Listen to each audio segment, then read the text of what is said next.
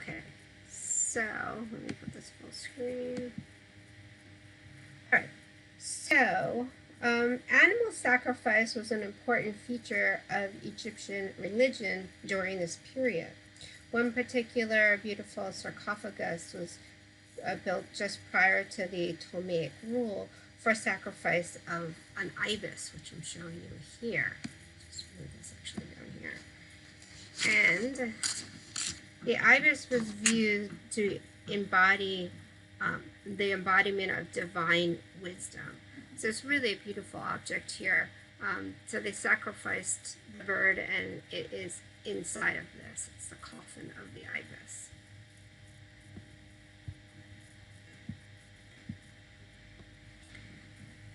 So during the during the 3 centuries that followed, until Egyptians surrendered to the Islamic Arab armies in the early 7th century, Egyptian produced Coptic art. The term Coptic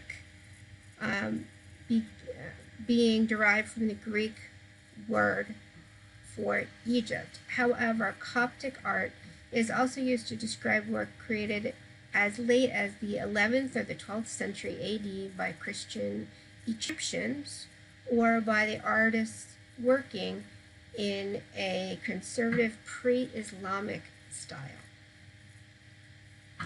So we're going to look now at the idea of early Christian art. So, but first, a little background. We have a flourishing trade that has been set up at this time period on what is known as the Horn of Africa. And this is between both Egypt and India. And so we have development of an intercultural sharing of information between eastern and western shores on the Red Sea. And this marks also the beginning of the Christian era. And we have the Ethiopian highlands had formed the kingdom of Axium. During the first 2 to 3 centuries AD, the kings of Axium built a series of spectacular palaces of wood and stone. Unfortunately, none of them are in existence today, but we do have the square bases of them that are left. Then around AD 330, the Aksumite king invaded Monroe, and 1,000 years of rule by Kushite kings came to an end.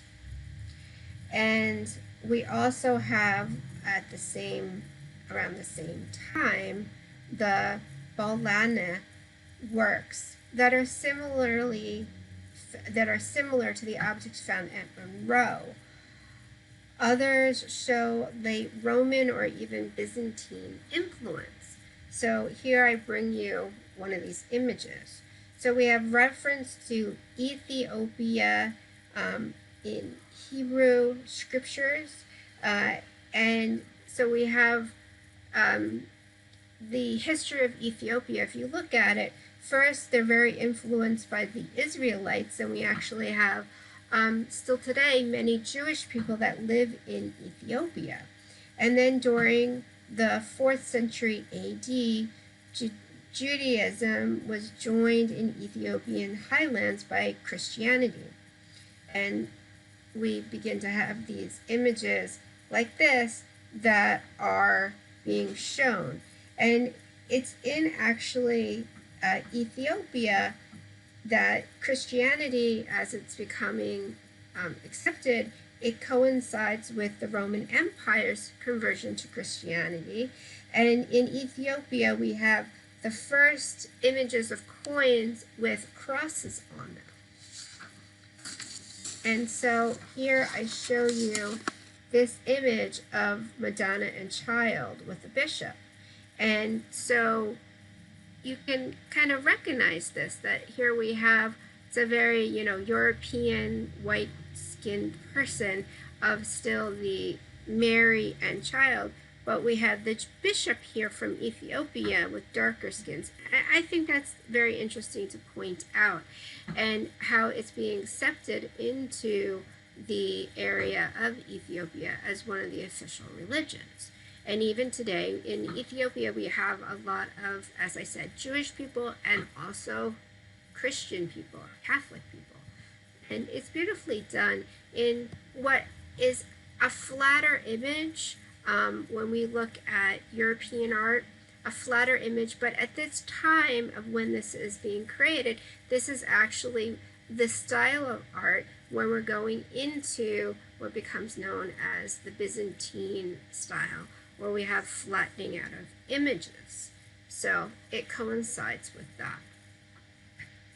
So we're going to stop this video here and pick it up in just a second.